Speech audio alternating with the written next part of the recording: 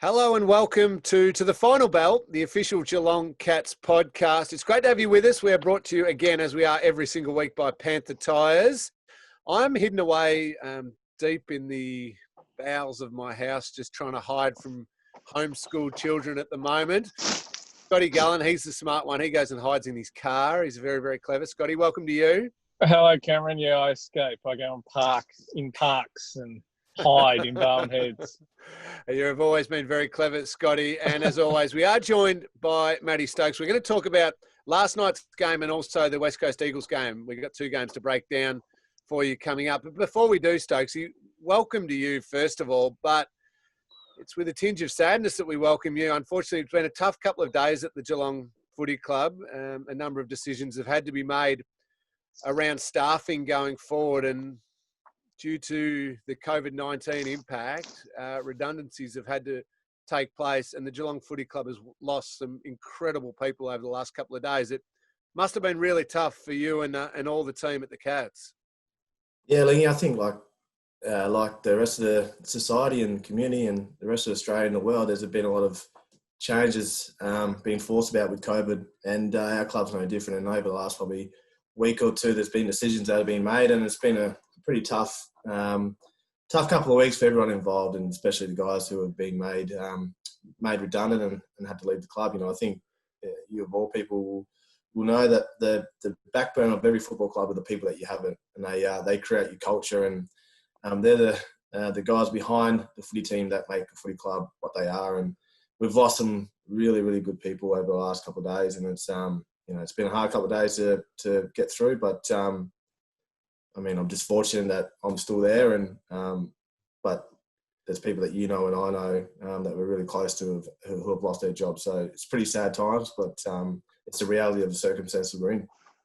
And a lot of thoughts and support for those people. And it's the footy club becomes like a big family. It is a big family. It's a high pressure situation, but you group together for a common cause and to make the club as great as it can possibly be. And the really sad thing is these people, through no fault of their own, they've done outstanding jobs. They're brilliant people, as you said, Stokesy, and their values and their character is first class.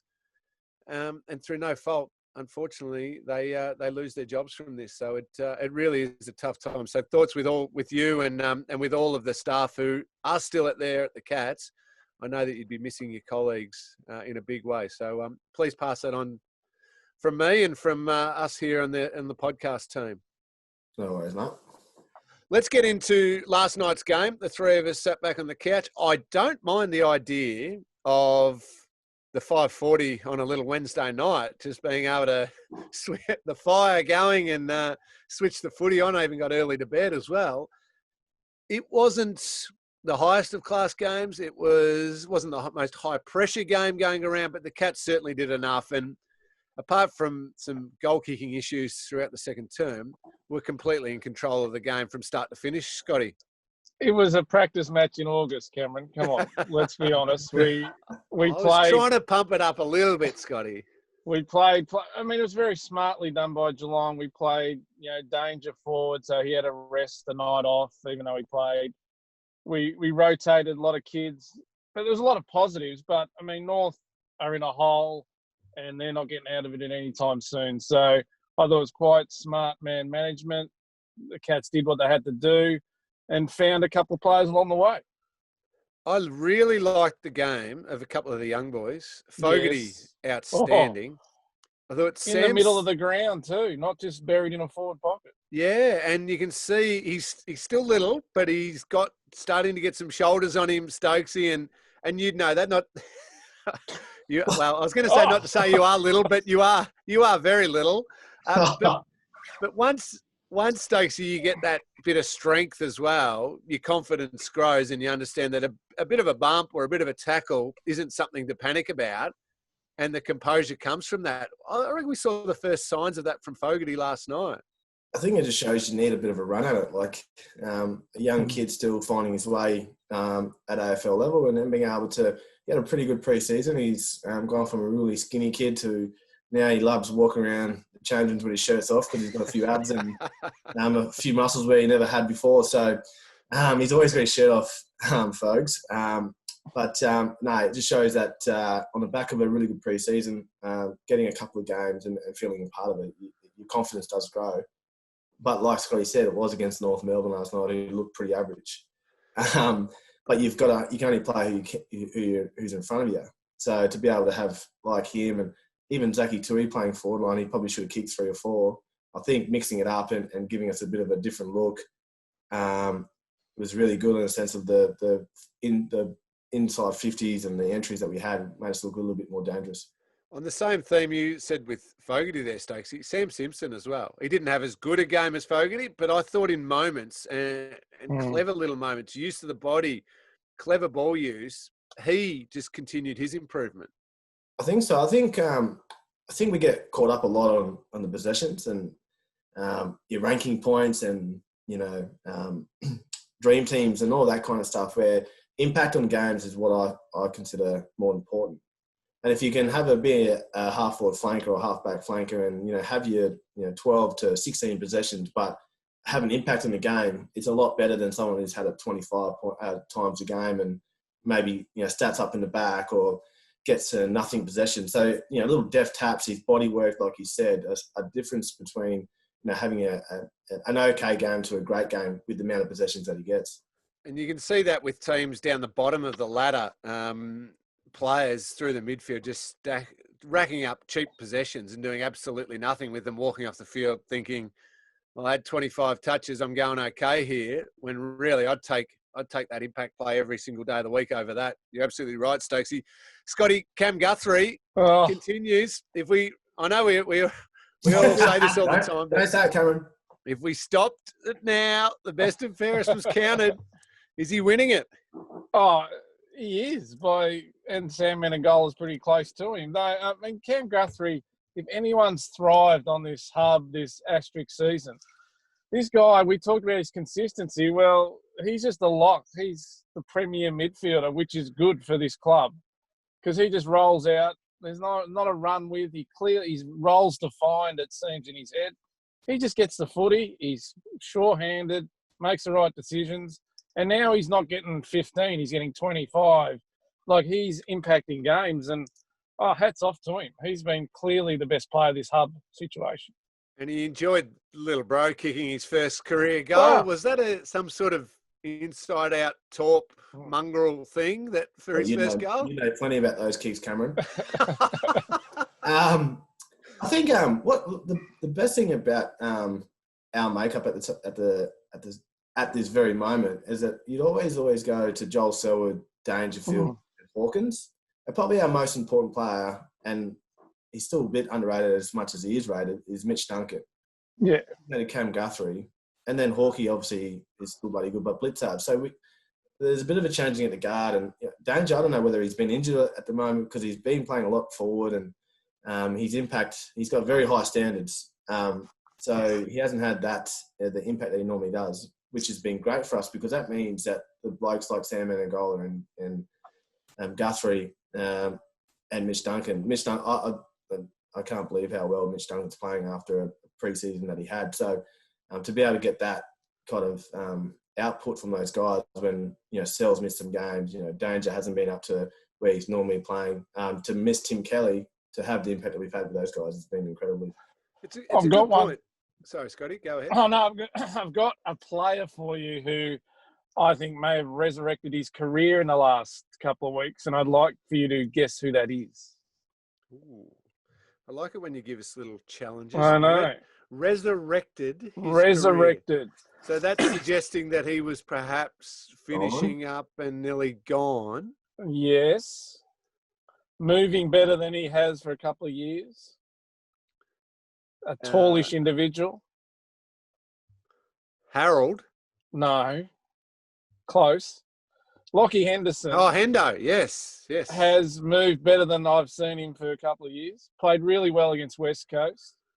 And I get why, he was rookied, he was delisted. I think he's had a great little period. It must be comforting too that you can pull that trigger and bring him in when needed, and you can have the confidence he's going to play like that. Last night was just a professional, rock solid win against a struggling opposition. I still do scratch my head about why Mark Blitzarves isn't I getting know, back. but he was on the wing. He was in the ruck. He was all over the place. My question to you, Scotty, would be if you think that he is moving as well as he is, and I think he is, but he did play against West Coast that we controlled the first half by having man back. We've got North Melbourne, who, to be honest, was bloody way below AFL standards. We got St Kilda coming up on Monday, who have a bunch of players who will run and gun. Whether you can play both him and Herald in the same. Well, you can't, Stokes. That's it. You've got to be clever. You got to make a call, don't you? Absolutely.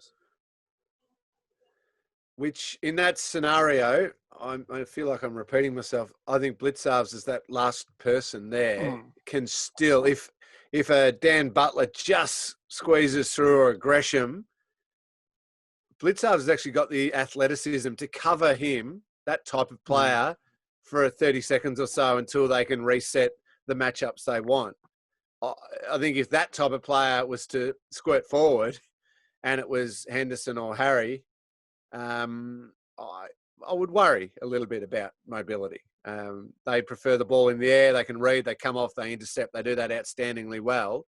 I'm with Stokesy, and that's, I suppose, the flexibility they have got at the moment and need to have. That if you're playing against a team like the Saints, you pick a different team. Absolutely. Different team. Yeah, very good. Little pump up for Brian Myers as well. Oh, yeah. When nobody else could kick for goal last night, he just put on a little clinic with. Is it getting more pronounced, or am I just seeing things? the kick around the body, trademark Brian Myers kicking style. Is that gone to another level?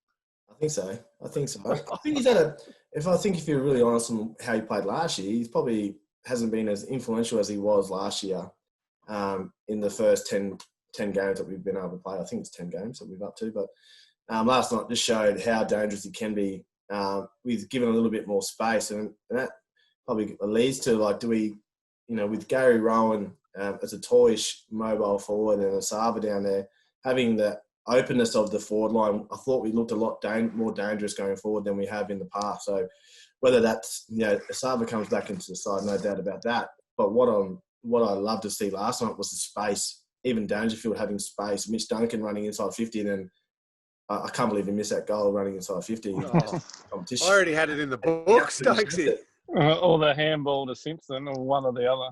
Yeah, so, I mean, the space, what I saw in our forward 50, was what made us dangerous last night. So whether that cogs it up when you have Sava and Gary Rowan back into that side, I'm not too sure, but it's I wouldn't like to be a coach. Our man Reggie's doing nicely, as you said before, in that forward line too. He's been a very different element and a good element in the forward line. We'll get to maybe some potential ins and outs a little bit later on. We're going to get to West Coast Eagles game too, and to your questions. What do they do now? They just quickly, Stokesy. Is it just total recovery? They've had to travel quickly to Queensland, play the game against North Melbourne, short break again. They basically won't have trained for the last 4 days. When I say train, as in a high-intensity skills session, they would have done plenty of recovery training. That'd be the same again this week, wouldn't it? I would have thought so. I would have thought maybe to get the body going a little bit, maybe say maybe an 800-metre run, get the body going at a very slow pace, and then some very light skills probably over the weekend. But I wouldn't have thought it'd be too much leading into the game going into Monday. And I think that shows you where the AFL at is when you look at the standards. I mean, the kicking and the skill level is pretty ordinary. But you've got to give them a little bit of an out because they actually don't have time to hone their skills. And with the amount of hours and the time restrictions on how much they can actually kick and be out there on the training field, it actually shows the difference sometimes between the really good players and the not so good players is the amount of times that they spend on their skills. And I think that's showing pretty... Yeah, I agree. No one's really training. Proper training sessions under high intensity with a bit of pressure. So therefore, kicking, I mean, a really good game, a good game might be a player gets 10 kicks in a game. Well, the chances are for maybe a 2 or 3 week period, if they got 10 kicks a game for 3 weeks, they've only had 30 kicks under high intensity pressure in a 3-week period. Yeah. Compare that to a normal season when everything's back to normal. You know, the main training sessions are 40 or 50 kicks per training session under real high intensity, high speed pressure, players coming out. You've got to spot a target and hit it. So you're improving that skill. Right now, no player is actually getting an opportunity to improve their skill. So, yeah, I'm not surprised there's plenty of mistakes. And that's why I think just over time, we're seeing the more experienced teams handle it a little bit better. West Coast and Richmond are starting to get rolling, and maybe some of the other inexperienced teams who need more of that training, maybe just starting to tail off a little bit. We're going to take a break. I want to get to the West Coast Eagles game because I know we are perhaps saying the Cats just did enough last night in North Melbourne. Are in a tough patch at the moment. Last week was not the case. West Coast Eagles first class, and the Cats actually played really well. We'll get to that after the break. Before we do, it's important to stay healthy while staying at home. That's why GMHBA have partnered with Keyser. If you're a GMHBA member with extras cover, you can access telehealth or in-centre physio from the team at Keyser with no out-of-pocket expenses up to your annual limits until September 30. Waiting periods and sub-limits apply. Search GMHBA Keyser for details and stay healthier at home.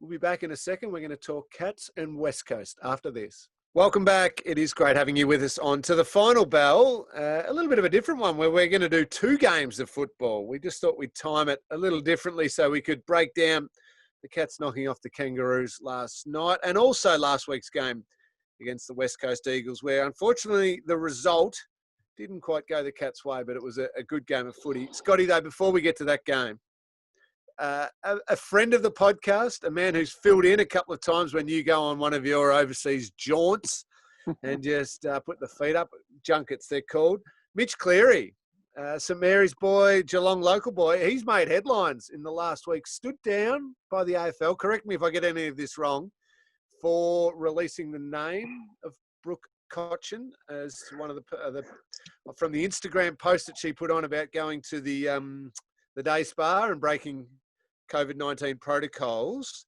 stood down, now reinstated. You as a fellow journalist, a grizzled old journalist who's been around the block many, many times. What was Mathew, your take why are you this? laughing? My take is the AFL, they just can dig holes for themselves. I mean, they beat their chest.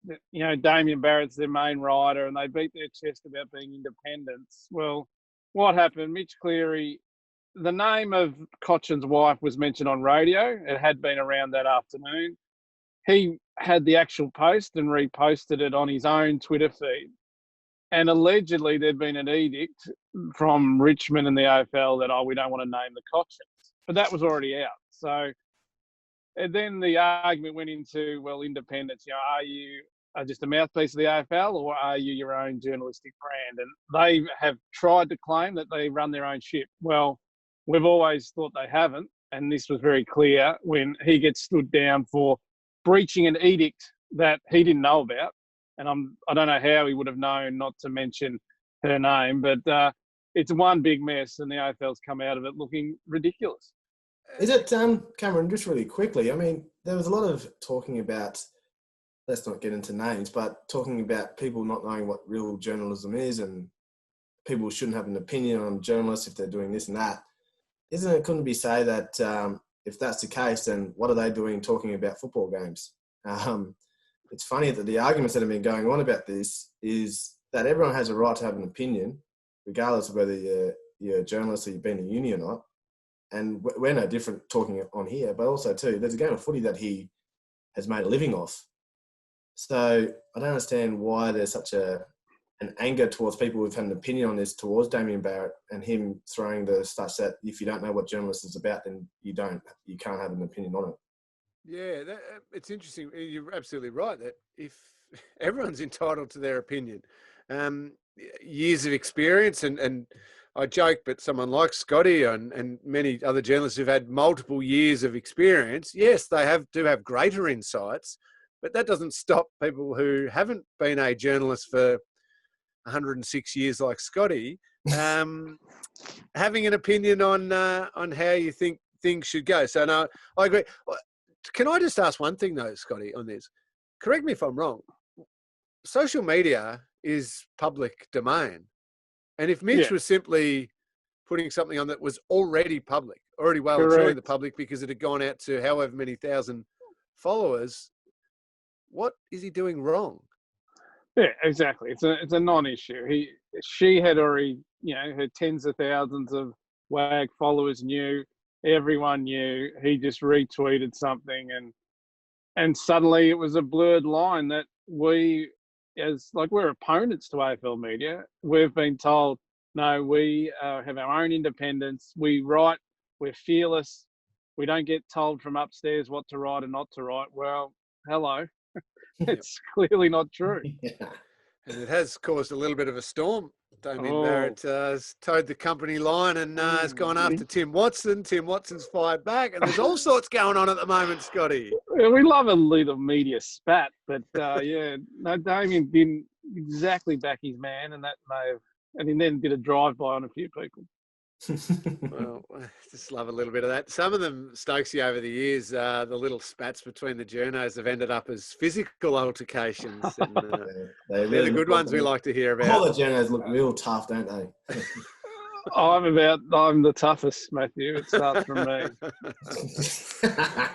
Righto, let's talk footy from last week. As I said, unfortunately, it wasn't the result that the Cats were after, but in a strange way, actually gave me watching it a lot more confidence about how good this Cats team can be. West Coast got the job done on their home deck, home crowd, came over strong in the last quarter and played some fantastic footy. Josh Kennedy was superb with 4 goals, but gee, there was enough to like. It's funny. You can say a win wasn't that great a win sometimes, and a loss can also be a really strong positive loss. And the signs were there, Stokesy, that the Cats are going to be right there come the pointy end of this season if they can play that sort of footy and get better from here.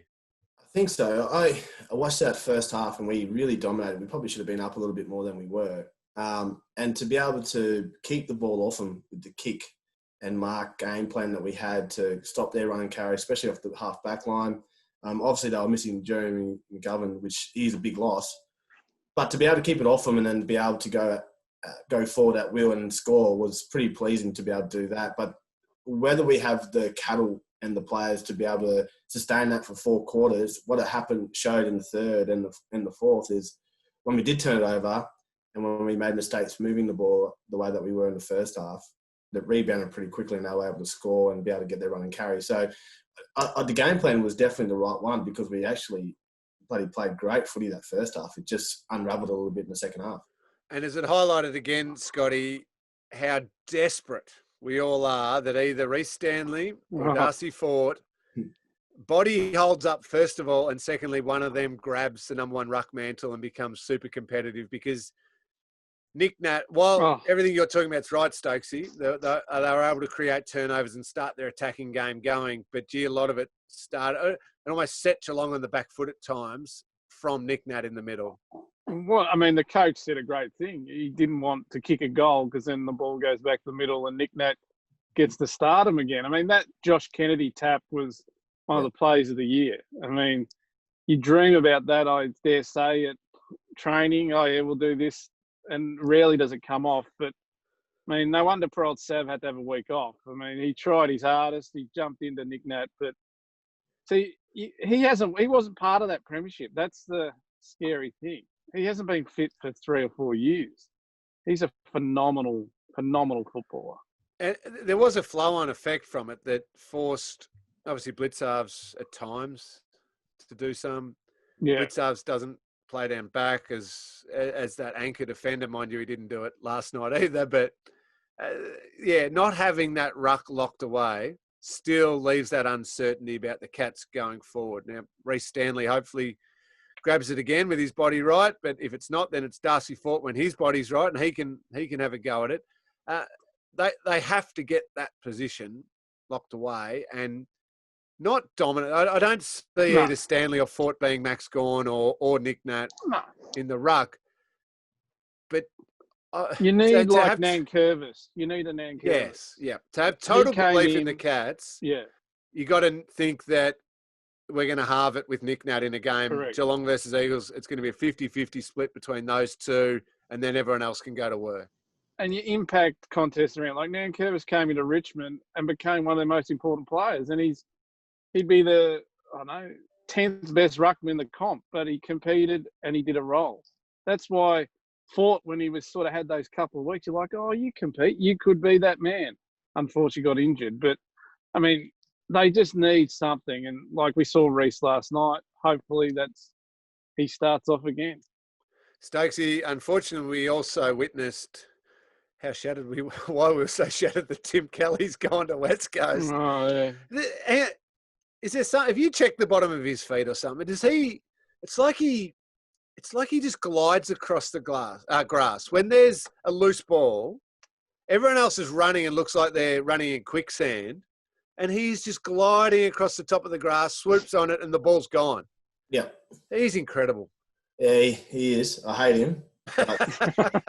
It was bloody good to watch. I'm really happy for him. He looks happy. He sounds happy. From all records, with a couple of the boys have reached out to him. He's really enjoying his life over there with the family, so that's great. But it just really kicking the guts to just see him dominate us. I think he had a bit of a quiet start to the game, but then he obviously went on. What I really loved was we spoke about last week about wanting a Geelong player to really get. The only person I saw do it was our man Chook. Knocked out. So poor old Chook. Poor old Chook. He can't take a trick. But I love the smiling. Like, I think I'm getting a bit soft in my old age. If I was playing and I saw people smiling during a game, I think I would be pretty angry. I think these are different times, different circumstances, and to see the banter between Chook and Tim Kelly at one stage, I kind of liked it. But at the same time, I really wanted someone to bash Tim Kelly because he was having an influence on that game and got it back onto their terms. I can't believe it, Scotty. So he's our man. He's getting old. He's turning soft. Stokes, he's liking people. Oh, next he'll say crying's okay on the footy field. Smiling with the opposition. Stokesy, you're one of the most competitive, ruthless players I've ever seen on a footy field. You would have gone after Tim Kelly and just given him a little face massage into the dirt every now and then. That was one of my downfalls, and that. One thing was that I always had to look after the brother boys, and when you played against them, it was hard to be able to push the limits, but I somehow managed to always do it. But I don't think I would have been able to go after Tim Kelly. I think he's a little bit too quick for me. So I have gone a little bit soft in my old age, Cameron, and I don't feel too bad about it. Okay. Now, one of the revelations, Cameron, of that match was Herald's hair. Can you give us some insight? We do have a question about that, so we'll answer it right. Coming. No. We'll answer it right now. It really can't wait, that topic. It's come out that it's a Kris Kringle in July, I understand. What? Yeah, and they gave each other gifts, Stokesy, and Blitz might have given him some hair dye, so he did it. Yeah, he's obviously gone very grey, Herald, over the last couple of years, and I think they might have gave him a bit of a Cameron Ling rinse, and it didn't come out that well. But the thing about Herald, you know what Herald like. I don't think he really gives a shit, to be honest. No, that's why I love it. And I love it. I loved it. It's a brownie sort of. Love is a strong word. That was rank. You weren't happy with the colouring? Oh, it was kind of. I don't know. Stokes, you remember our great friend, one of our old trainers, Leroy? Yes. Who for years, those listeners who don't know, is one of the trainers at the club, a great man, there for many, many years, 20 plus years. He was grey, I reckon, when he was about 12 years old. And he used to run this, what we called Caribbean gold rinse through the hair. It was kind of this bronzy, coppery, awful thing. So we, of course, enjoyed teasing him about that as often as we possibly could as he was strapping our ankles. One of the great men of the footy club, Leroy. It was straight out of Leroy's Caribbean gold. It was awful from Harold. Was anyone else that probably go to town, but it was Herald. Yeah. You just sort of shake your head and move on, are you? That's Harry. That's just Herald. Well, Jill asked that question. So, Jill, hopefully we've answered it there. Yeah, she said, we all know Harry's a bit of a strange guy, but were we surprised by the blonde rinse? He is strange, and I think what we're saying is, no, we're not that surprised by the whole thing. No. But it was a Blitzarves present, was it, Scotty? Yeah, it was a Chris King, but apparently Blitz received something, but the coach didn't even want to elaborate. So who knows what Blitz, who, as we know, is keen to try anything, probably had to do as well. Dear. Have you got West Coast's premiership favourites right now, Scotty? Well, that's premiership favourites. 3 weeks ago, Brisbane was a love affair. They went off. Port Adelaide lost the game, so we jumped off them. Look, if they stay in Perth, they're going to have to come over to the Gold Coast for the last little bit, I think. They might handle it a bit better this time around. They'll have to because they soaked it up and were hopeless. But, I mean, with, like I mentioned, Nick Nat, Shepherd, there's a few guys who haven't played in a premiership who seem pretty hungry. So I think they're in the van. Collingwood's had a bit of a lull. Every team's going to have a bit of a lull. Problem is, I think West Coast have had theirs and now they're gathering. Can I just give you this? Nat Nui, Tim Kelly, Dom Sheed, Elliot Yeo, solid. Luke Shuey, Andrew Gaff on the wing, and I've probably left someone out. You can't put Sheed in that category. No, but won him a premiership. Hang on, he's a very good player though. He's not. He's a solid. He's not Elliot Yeo, but he's a very good player. Jack Redden's. Redden, yes, I did forget Redden. Yep. But so they've got about A+ there, and he's a solid player. Look, they'd have to be at the top of the pile at the minute, but we'll see what happens. Maybe they get to the Gold Coast and lose it. I believe in my boy Kenny Hinkley. He'll get those boys going. I like Port. Charlie Dixon is nearly the best player in the comp, top three when he's on. Strange what it shows when you actually use a time like this pause of the league to get super fit, ridiculous and hard work, ripped up, as fit as a fiddle, and you get rewards out of it. Mm-hmm. Not many have figured that out. There's still some odd shapes around the AFL at the moment. We won't go into there's a couple of very odd shapes. Sydney Swan's little man that we identified earlier. Anyway. We're going to take another break. We'll get to your questions in just a second. I also want to talk some possible ins and outs for this week's game with you guys. But before we do, digital is in Deakin University's DNA with 40 years of experience in distance and online learning. Discover why they're the #1 Australian public university for overall educational experience. Premium, proven, loved. Study online at Deakin. Let's take a break. And while we do, Scotty, just think about someone you could start a feud with. We want to get a couple of little, you involved in a couple of Barneys. No one fights with you because you've got all the power of the whisper in the score in the Herald Sun. Yeah, you don't cross me. The whisper can get you. Don't worry about that. You hold all the secrets of all the people in the AFL. Lots of skeletons because I don't have any, of course, myself. All right, we'll take a break. Back soon. Welcome back. Thanks for your company on To the Final Bell, brought to you by Panther Tyres. Give the guys at Panther Tyres a call. If you need anything sorted out with your car, those who've been regular listeners know that we really appreciate the support of Panther Tyres. They've been with us all season. Stokesy's tried them out, loves them. So check them out if you need anything whatsoever. Let's get to some questions. They even got these fixed. They're working. Got everything. How are you going back in isolation, Stokesy, with the kids? All good? Oh, mate, I've got toys everywhere. I've got Ernie in my bed. Oh, God. 6 weeks. Oh, God. You're not alone, mate. We're all... That's why you're in a dungeon. And I'm not leaving. We're going to finish this soon. This is the last segment we're going to do, and I will sit in here for another 2 hours. Yeah. Just stare at a wall. Actually, I might drink my 3 bottles of wine I've got down here. 10 o'clock, Cameron. It's midday somewhere. Exactly. He's done it before, Mathew. All right, some questions. As I said, Jill asked the one about Harry. Thank you, Jill. But Luke asked this one. With this season being different to any other, would it be better to have a tough final few rounds or coast into finals with some easy games? The age-old question, Mathew. What was your preference leading into a final series?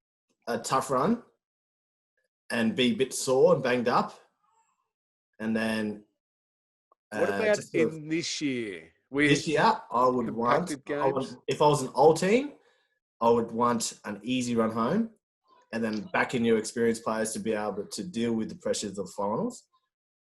But I don't think that would work with the young team.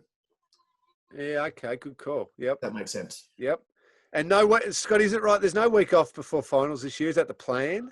No, but like there's buys this week coming because Melbourne and Essendon still owe a game. So yeah, there'll be a buy, but there's not the everyone has a week off. So I think this year will be much as who gets there the healthiest mentally and physically is going to be. That'll be the trick. If I had to, and then just wave the magic wand and get the perfect lead in, it would be a really hard, almost grind, tough game in the second last game, just to sharpen the body a little bit. Last game, provided you've already got finals locked away and you're sitting nicely in the top four and you're really launching at a flag. Last game, pretty cruisy, where mentally you're kind of not totally there anyway because your eyes are on next week. And then just rest up the body a little bit by an easier game before you hit. Yeah, I'm with you. And the senior players can do that a bit better. Yep. Yeah, it's a good point you make about a young team. If the Gold Coast Suns squeeze in to finals this year, a really couple of easy games to end the year probably won't be good for them, will it? They won't know what that finals intensity is like. Yeah. Always full of wisdom, Mathew.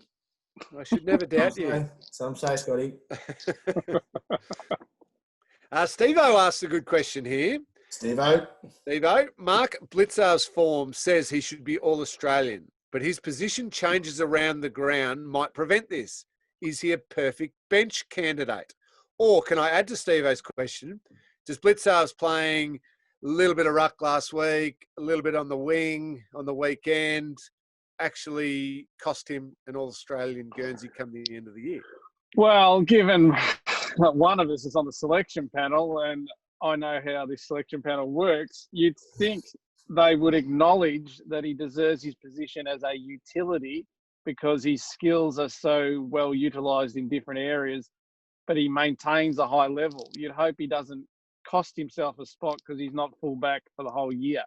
Mathew, do you agree? What about, hang on, before Mathew has his say, what about if when his positional moves, his form is just solid to good in those positional moves and not outstanding like he is at full back? Yeah, well, then he doesn't get in the team. I'm with Gullan here. He doesn't get into the team. But I don't like pointing the fingers at our. I understand that we have, we've got to utilise him the best we can. But if he doesn't play full back for the rest of this year, the club itself has cost him 2 All-Australian jackets. That's my honest opinion. Last year, he was the best defender in the competition until we had to play around with him with the rucks. This year, with Andrews, Wiedemann's been, I don't think he's even been close to what Blitzar's. Moore's the best centre back. Who's that? Peter Moore. Darcy Moore. And Darcy Moore, correct. I think if we don't play him in those positions, as a club, we've cost him two jackets, which it'd be pretty sad. I agree with that. I know why they're being a bit funky with him during this, period of 4 games in 14 days. But if they lock him in for the last 6 weeks or something and he does enough, you'd hope the selectors, Cameron, notice that. Do you reckon during this compacted games he needed to run some more on the wing? Well, just his flexibility because you're resting others. I know why they're doing it at the moment. Yeah, he didn't need to play full back against North Melbourne, did he? No.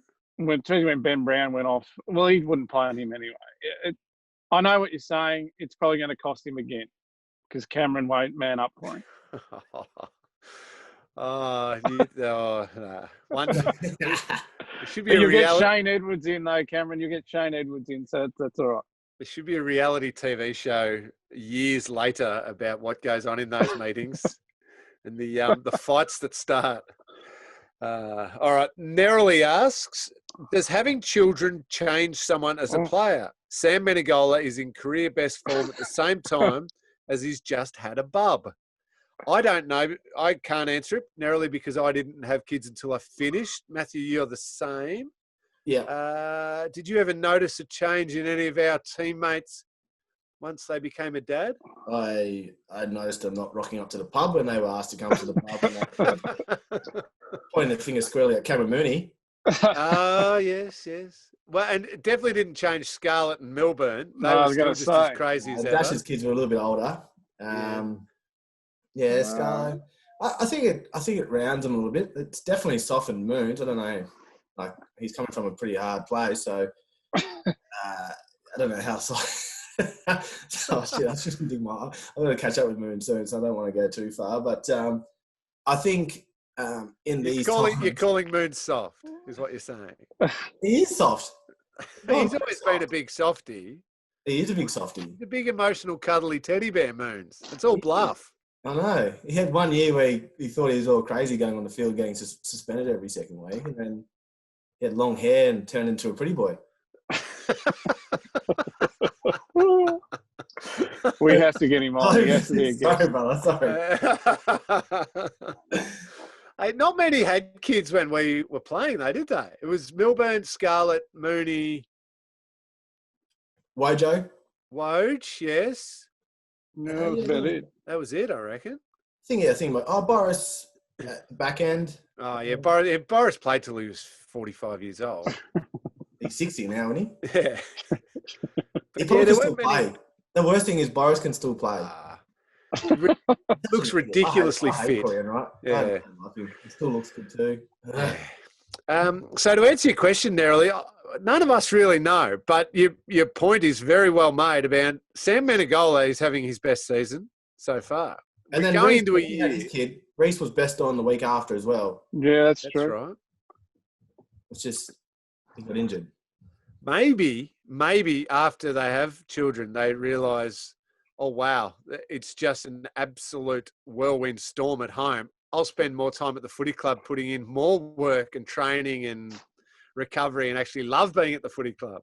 Or they go to shops and the nappies cost $50. I've got to get another contract. I think that's the one. You're onto it. Financial. Very good. Keep the questions coming in, please, to all our listeners. We do appreciate them. We need plenty to talk about. We always love hearing from you and hope you are enjoying this podcast and not yelling at us too much. No doubt there's a little bit of that going on. Before we do finish up today's one, though, just want to get a couple of possible ins and outs for the game this week. What day is it? It's Monday? Thursday. When do they play? Monday. Yeah, they play Monday, don't they? Monday at the Gabba at 6:10 p.m.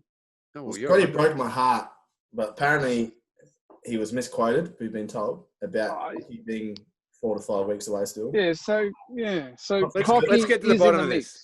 Nakai Cockatoo will play in the next 3-4 games. I want him before that. Will he play this week, Stokesy? No, well, from our trusty person that's not on the screen at the moment, that sits behind the camera saying no and really ruining my mood. I don't think so. I think he's looking probably in a few weeks' time, maybe after the cluster of games that we're... Listen, Mathew. Come on. We're in lockdown. Mm-hmm. There's homeschooling going on. My patience is about paper thin at the moment. I don't think I've got much more patience. I want to see Nakai Cockatoo now. I don't care what the sports scientists say. I just want to see a glimpse of the great man. I'm with you. I want to free the cock. I want him to play. But So what's he doing? Just walking laps in the hub and still not enough to get us excited and get him in? I don't know what they're doing in the hub at the moment. I've seen a lot of videos. Tom Hawkins looks like he's enjoying the hub. He's just creating absolute drama. And our man Jordan Clark is, I think I've heard, is on the wit's ends on a lot of people. Obviously, and we've just been told that there's a 16 versus 16 today. Wow. And hopefully Cocky will kick 5. Yes. And then play against Port in 8 days' time. Okay, so Cocky's probably not playing against the Sainers. No. Collar comes straight back in. He was managed. Yeah. Parenthood was managed. Sav was managed. Parfit comes back in. Asava comes back in. Rowan was managed. Yeah, there's got a few. I don't know what they'll do. You probably need to make a decision on the two tall backs. I mean, yeah, Harry and Henderson can't play against St Kilda. They can't You're play right. both against St Kilda. So I think one needs to make way. And whether it's Harold's probably played a few more games than Henderson. Yeah. It's resting one of the Ruru old fellow, and hopefully his hair can grow back by the time we play the next. Can I go out on a limb here, though? What's that? And say Blitzarves goes back to fullback, takes on Max King. Yeah. Then both Harold and Hendo don't play. They manage Harry, and Hendo doesn't play, and Collar comes back in. Plays on Membry. That's not bad. Membry, and then it's O'Connor, Buse, all those Stewart. guys who play. Yeah, Stewart plays on the small to mediums. What about Ryder? They've played the two ruckmen of recent times, Marshall and Ryder. Good point. Maybe Henderson stays. Harold definitely has to have a rest.